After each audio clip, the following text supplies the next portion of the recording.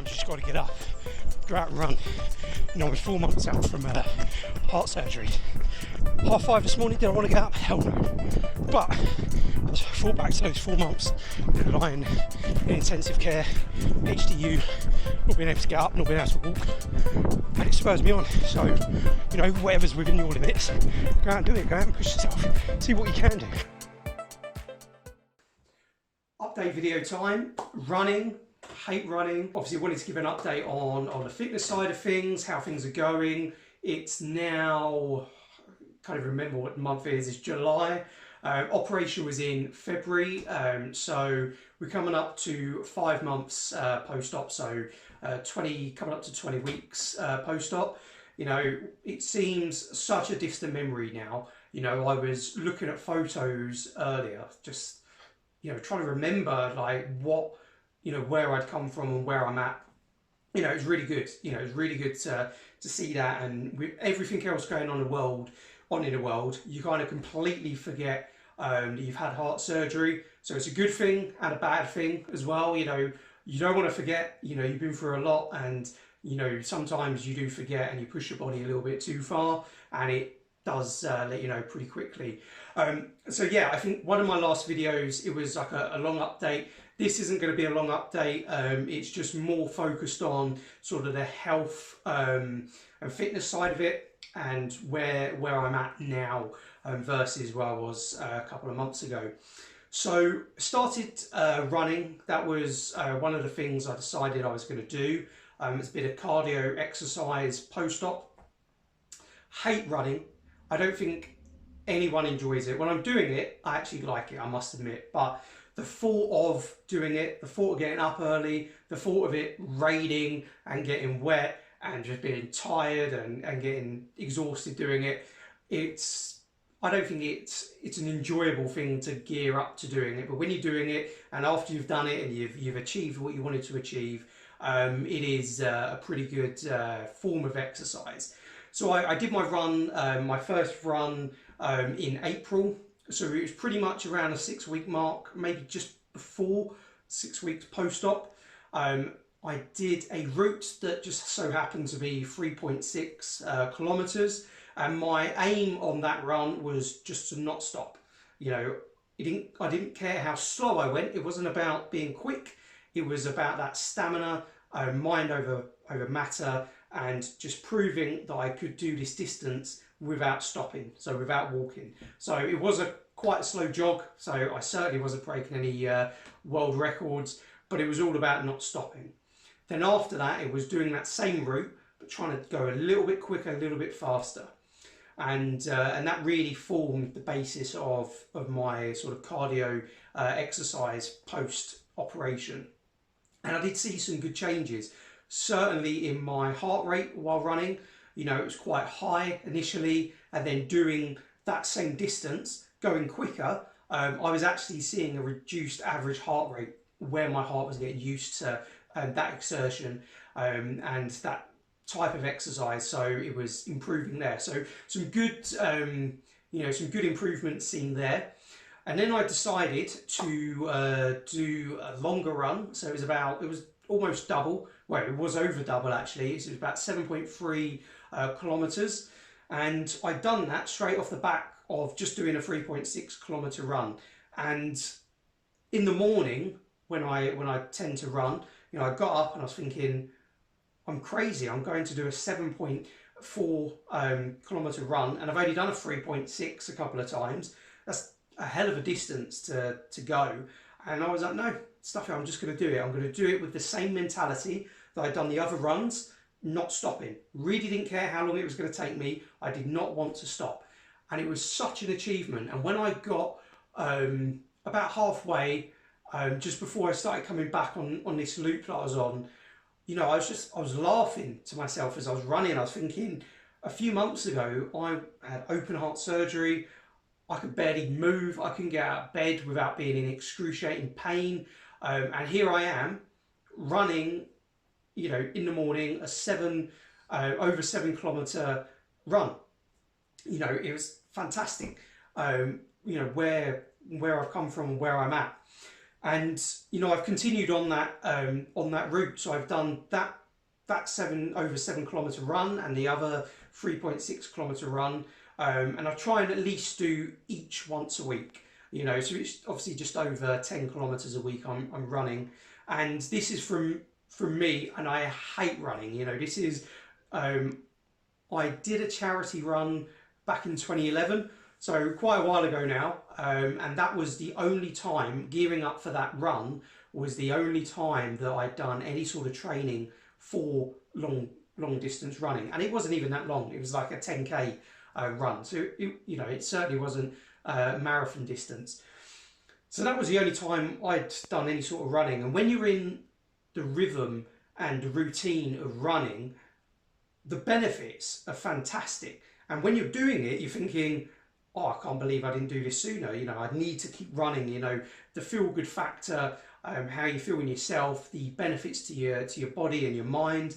You can just clear so many thoughts out of your head on a run. It's fantastic. And then the minute, all it takes is like a week of not running, and then you just forget all of that, and you never want to go out again. So that's kind of where I've been at for the last like 8-9 years. You know, I was always going to the gym. I was always playing sports, but get me to do any sort of long distance running was completely off the cards. So, you know, that was part of my recovery. I signed up to a half marathon literally 1 week after my surgery, or 2 weeks. This was my first week at home. I signed up to a half marathon in October, and that was my target. I was thinking, right, I'm signed up to a half marathon. I'm going to tell people I'm doing it, so I've committed to it. So now I have to do the training. And that really helped. That helped with getting me out of bed in the morning, getting me doing this running and going out when it wasn't particularly nice and things like that. But unfortunately, it's been cancelled due to COVID. So the event's been cancelled. But I'm still going to do the still going to run. Still using it as part of my training. You know, post heart surgery, trying to get my sort of fitness capacity to where it was at its peak, you know, probably like 6-7 years ago, if I'm honest. So that's where I'm at. I've invested in a pair of running trainers, which I've never done before. I've always just ran in, you know, like just gym trainers, just normal like Nike or Adidas trainers, nothing special. So I've actually spent a bit of money on running trainers. I did cry a little bit when I had to pay for them, but they have made a difference. You know, I can put it all down to the trainers, trimming a couple of minutes off my times, but you know, I'm no doubt some of that's to do with improved fitness as well. One of the things that I've really focused on is my own journey, and I've spoken about that on these videos, on the Facebook groups. You know, I've posted what I'm doing, but I've made it very clear that, you know, this is personal to me. I'm not doing it to show where I am and how far away other people are. But my progress is quicker than some, but no doubt slower than others. So I'm not, it hasn't been done for that. It's just, this is what I've done and this is where I'm at. But one of the big things I've done throughout this is really listen to my body. You know, maybe a month or two ago, I was like, right, I'm going to work out 5 or 6 times a day. I'm going to do double workouts, morning, afternoon. Some days I might even do a morning, afternoon and evening. I'm really going to get back into this. And it was sustainable for about 2 or 3 days. And then my body was just like, whoa, what on earth are you doing? You are going too fast, you know, you're doing too much too quickly, slow it down. And, you know, I just reined it in. You know, I went to just doing a run, you know, a couple of times a week, nothing else. Last week I did a couple of runs, done a little bit of work in the gym with the weights. And this week I've been on the air bike, done some runs, and I'll chuck in some weight exercise as well throughout the week. And it's just really just listening to my body, just, you know when it's too much. And normally at the time when I'm exercising, you know, I don't notice it. I'm exercising, it's fine. It's normally the day or two after when I just feel exhausted and you think, okay, that's, you know, the body telling me, slow it down a little bit, you're doing a bit too much. So just always listen to your body. We've always got that voice inside your head telling you, you don't want to go out for the run, you don't want to do this, you don't want to do that. There's a big difference between that voice and your body telling you to slow it down because of, you know, you're still recovering from heart surgery and all of that sort of stuff. So yeah, for me, just listen to your body, absolutely key. So, you know, everyone, like I said, everyone's progress is their own. People will go slower, people will go quicker, people will do more, people will do less.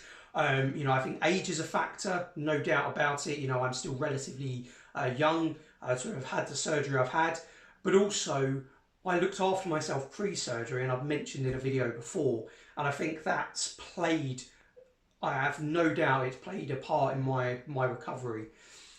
And also trying to then maintain that sort of philosophy in my recovery as well. You know, eating clean, living a healthy lifestyle, you know, but still doing things that I want to do. You know, if I want to have a beer, have a beer. If I want to eat chocolate, eat it. But it's all in moderation. So, you say, as a general update, 5 months. You know, where am I at? You know, I've been working since week 6. Went back to work. Working from home, working in the office here, so no big commute to do and things like that. Coming up to week, so I'm coming up to week 20 post-op, and you know, I've had ups and downs, but again, I haven't been hard on myself. I've listened to my body. You know, you know, sometimes I find it really hard to concentrate when I'm working. But working from home has given me that option to just have 10 minutes away from the laptop, go out in the garden, let the dogs out, have a bit of fresh air, come back, reset and go. You know, if I'm getting to 4 o'clock in the evening and it's a drag, or 4 o'clock in the afternoon and it's a drag, I log off. I don't beat myself up that, you know, I'm not working through till 6 o'clock. I'm not, you know, working all the hours. I'm listening to my body, listening to my mind, what's working, what isn't working. And I've actually seen that improve. So naturally, as I was getting back to work, I was doing reduced hours, and that was then put to full-time hours. And if anything, I've actually been stricter with my work-life balance. So yeah, haven't really been too hard on myself about where I'm at and certainly where I want to go. I'm always just looking at where I've come from, you know, in terms of that rock bottom place, you know, hours after surgery when you're in the ICU and it's horrendous. And every step from there, you know, it being uncomfortable being in bed for the first couple of weeks, but, you know, it's still being in bed, to now I don't even think about going to bed, I'm just in bed. You know, thinking about the ticking, you know, I've said so many times in these videos that, yes, I do hear the ticking. No, it doesn't bother me. I don't hear it all the time, but I can hear it if I want to hear it. So if I sit in silence, if I'm working, if I'm reading, if I'm, you know, in the bathroom, I can hear it. But again, you know, I'm 5 months now post-surgery. It doesn't bother me. It never has bothered me. It's very weird in that, you know, it's kind of comforting in a non-cordy way. I know a lot of people say, you know, worry when it's not ticking, but for me it's like comforting. You can hear your heart doing what it's supposed to be doing, and it's, you know, a strong heartbeat. You know, I've never felt better, so it's part of me. You know, I don't look at it as a detrimental impact on my life or my lifestyle, because I've got a mechanical valve. It's helping me you know, live a fulfilled life as much as you can live while you're on lockdown in COVID. So obviously lockdown measures have eased, but things still aren't 100% back to normal. So yeah, that side of it's good. It's working out is good. You know, I've decorated this room. I've done a lot of DIY around the house. You know, I had a week off from work where I just done loads of jobs around the house, and you know, I felt tired after the day, or certainly after the end of that week, but you know, it's, your body's slowly getting used to it. It's slowly adapting to those you know, stresses and strains that you put on it. So absolutely no issues there. And then a quick touch, I spoke about the mechanical valve. That's you know, a big decision factor for people, and one of the deciding factors is the ticking. Are you going to hear it ticking? Does it bother you, etc., etc.?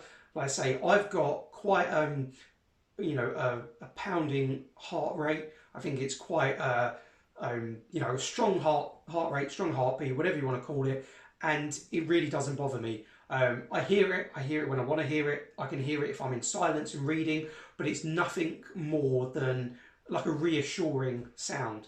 It's, you know, it's your heart, it's the valve, it's part of you, it's keeping you alive, it's making sure that you're living to the fullest you can. So really doesn't bother me.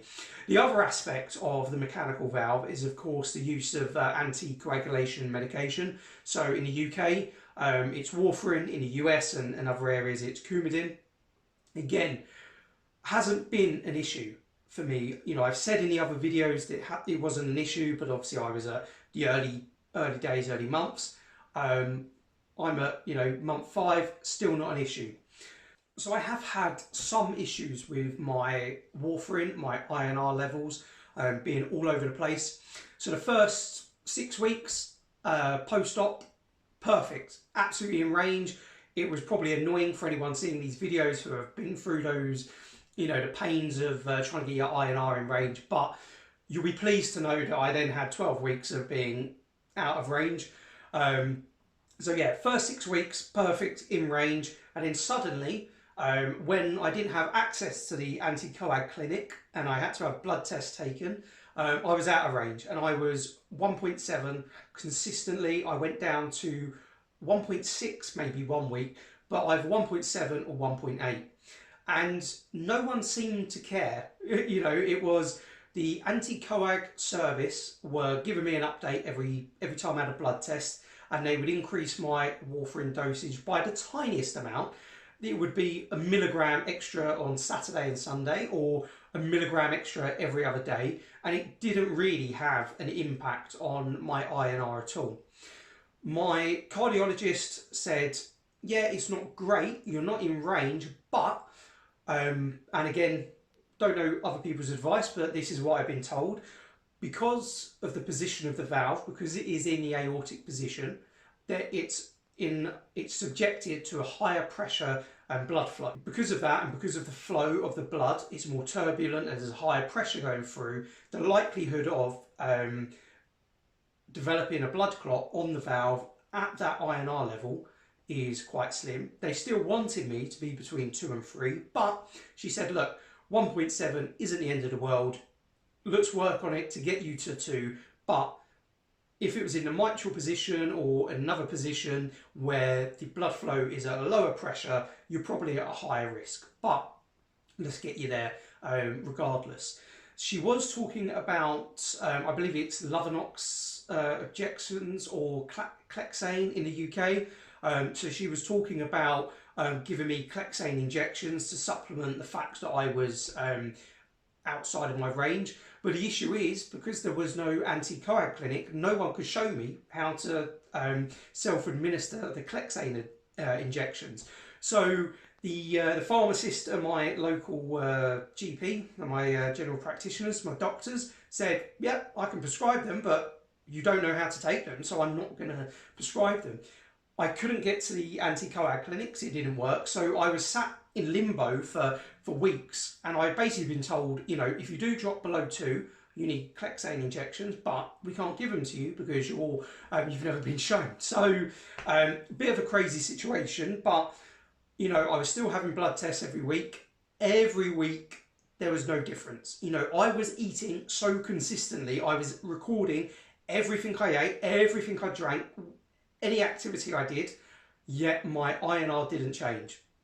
So my dosage was slowly going up. It was like 8 milligrams every day. Then it was 9 milligrams on Saturday and Sunday and 8 milligrams every day. And then I was still not in range. And then I had a blood test. I was 1.7 and it was take 9 milligrams every other day or something like that. And I just went, this is ridiculous. I'm going to do this myself. And I don't advise this, I'm not condoning this, but anyone who has been on warfarin and they've got home INR testing kits, I know they've done it themselves. But I just went, I'm 1.7, I'm going to take 10 milligrams every day, rather than, you know, just upping it by a milligram on the odd day. So for 1 week, I took 10 milligrams every day. I went for a blood test, and lo and behold, I was 2.5. So I'm not trying to say I know more than the nurses at the anti-coag clinic. Obviously, they're trying to do, you know, a slow increase. They don't want to give you too much too soon, and then you can suffer with the internal bleeding and the repercussions of having a high INR. But for me, I was thinking, well, I'm consistently at 1.7. Let's give it a go. So I've now been on for 2 weeks now, 10 milligrams every day. I've had another blood test this week. I am 2.3. So again, continue with the 10 milligrams every day, and I blood test like next month or something now. So they're really happy with that. So again, I'm not condoning it. I'm not condoning self-medication, but sometimes you have to just say, stuff this. You've had 12 weeks. You're not getting me in range. I'm going to do it myself. In terms of the injections, the Clexane injections, I'm kind of pleased that you know, I haven't had to do them, even though I probably should have had them. And then once I have been shown, once the anti-coag clinic starts up again and they show me how to self-inject, I really don't want to get back into that range, because I don't really want to have to inject myself. So yeah, just personal preference. But in terms of being out of range, you know, I was at 1.7, 1.6 or 1.8, within that range. For 12 weeks, I was out of range. It really didn't bother me. You know, I had the reassurance from the cardiologist, who said, you know, you're not in range, it's not ideal, we want you to be between 2 and 3, but you're not really at high risk of a blood clot at that level, in that position, in your circumstances. You know, you're young, you're fit, you're active. I didn't let it rule me. You know, I wasn't worried, I wasn't stressed. You know, the philosophy I've taken with all of this is, you know, whatever's going to be is going to be. Just get on with it, get on with life. Let the others worry about it. If they're not worried about it, I'm not going to be worried about it. So hopefully soon I'm going to push for a home testing kit. I need to have that conversation. It's awkward because I'm not going to an anticoagulation clinic, so I can't ask. But I need to, you know, find out somehow how I can start self-testing at home, and that will then obviously help with the levels going forward and what have you. Yeah, just to, you know, say a quick update. I didn't want this to turn into a you know, an hour-long video, so I might cut some snippets in this. But everything else, you know, really good. I don't know if you can see any of the central line drain holes there, and the scar. I'll show you a little bit of the scar to the top of it there. You know, in general, no issues. You know, I've had one instance with my INR being in range, and I had a nice bruise there. I think I was doing some DIY and caught it, but whatever it was, wasn't painful enough for me to register it happening at the time. But the next day I had a horrendous bruise there. It was very purple, but it took about a week or two to go down, and that was it. So really the only repercussion. But, you know, just keep, I'm just going to keep doing what I'm doing. I'm going to keep running, keep eating healthy, keep working, keep striving, keep on with the recovery and healing, and yeah, keep filming a couple of short videos, and we'll go from there.